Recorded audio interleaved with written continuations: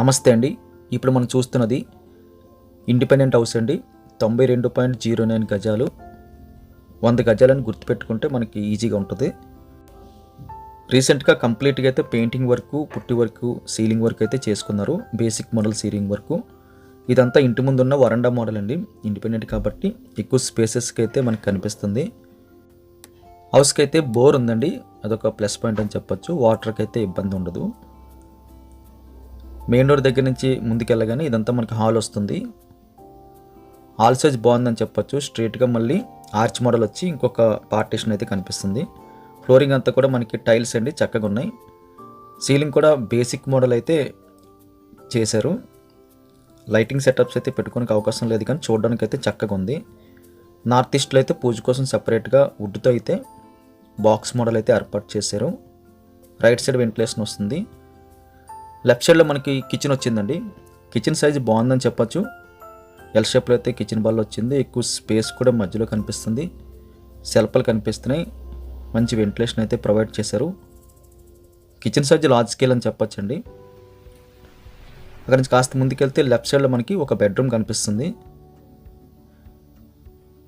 ఈ bedroom size మనకి medium ప్లస్లో కనిపిస్తుంది. 4/6 అయితే చాలా ఈజీగా పడుతుంది. 6/6 చేస్తే కాస్త ఇబ్బంది అవుతుంది. ఈ చివరిలో అయితే మనకి సెల్ఫ్లు అయితే కనిపిస్తున్నాయి. మంచి వెంటిలేషన్ అయితే వస్తుందండి. ఈ రూమ్ నుంచి మనం బయటకు వచ్చేస్తే హాల్లో మనకి కాస్త ముందుకి టీవీ నెట్ అయితే చక్కగా కనిపిస్తుందండి. మధ్యలో మనకి మంచి డిజైన్ ఆర్చ్ మోడల్ తీసుకున్నారు స్ట్రాంగ్గా. స్ట్రైట్గా అయితే మనకి టీవీ నెట్ ప్లేస్మెంట్ అయితే కనిపిస్తుంది. పైన కూడా సింపుల్ డిజైను సీలింగ్ మోడల్ తీసుకున్నారు. రైట్ సైడ్లో మనకి సందులోంచి పైకి వెళ్ళడానికి కూడా ఒక డోర్ పెట్టేసి ఉందండి.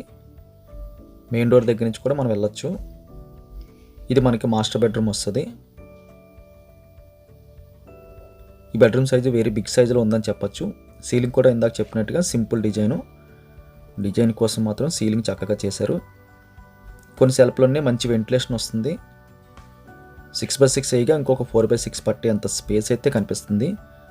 ఇది అటాచ్డ్గా వచ్చిన వాష్రూమ్ అండి. వాష్రూమ్ సైజ్ అయితే వెరీ లార్జ్ స్కేల్ ఉందని చెప్పొచ్చు.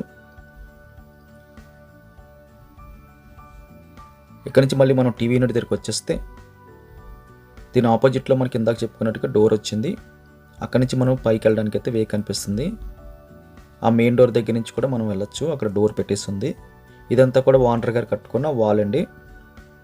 ఈ చివరిలో మనకి చాలా ఎక్కువ స్పేస్ అయితే విడిచిపెట్టారు. ఈ స్పేస్ అంతా మనకి వాషింగ్ మిషన్, అదేవిధంగా యూటిలిటీ పర్పస్కి అయితే యూజ్ చేసుకోవచ్చు. బాత్రూమ్ పైన కూడా స్టోరేజ్ వచ్చింది.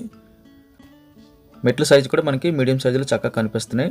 మనం మేడ పైకి వెళ్ళి అక్కడి నుంచి వ్యూ అయితే ఎలా ఉందో చూద్దామండి. పైన మనకి పిల్లర్స్ అయితే కనిపిస్తున్నాయండి. ఇది ఒక ప్లస్ పాయింట్ అని చెప్పొచ్చు. ఎందుకంటే పిల్లర్స్తో కట్టిన ఇల్లు కాబట్టి కొంచెం స్ట్రాంగ్ ఉంటుంది. ఇక్కడ నుంచి మనకి సిటీ వ్యూ అంతా చక్కగా కనిపిస్తుంది. ఇక్కడ నుంచి మనకి బీచ్ కూడా మనకి వ్యూ కనిపిస్తుందండి. బీచ్ కూడా చక్కగా మనకి విజిబిలిటీలోకి అయితే వస్తుంది. చుట్టుపక్కల కంప్లీట్గా అయితే రెసిడెన్షియల్ జోన్ ఇది. ఈ ఇండిపెండెంట్ హౌస్ కావాల్సిన వాళ్ళు స్క్రీన్ మీద కనిపిస్తున్న నెంబర్కి కాల్ చేయండి. వీడియో లైక్ బటన్ క్లిక్ చేయండి. ప్రైస్ డీటెయిల్స్ అన్నీ కూడా కింద మోర్ అనే ఆప్షన్లో టైప్ చేస్తున్నాను, దయచేసి గమనించండి. Thank you very much for watching.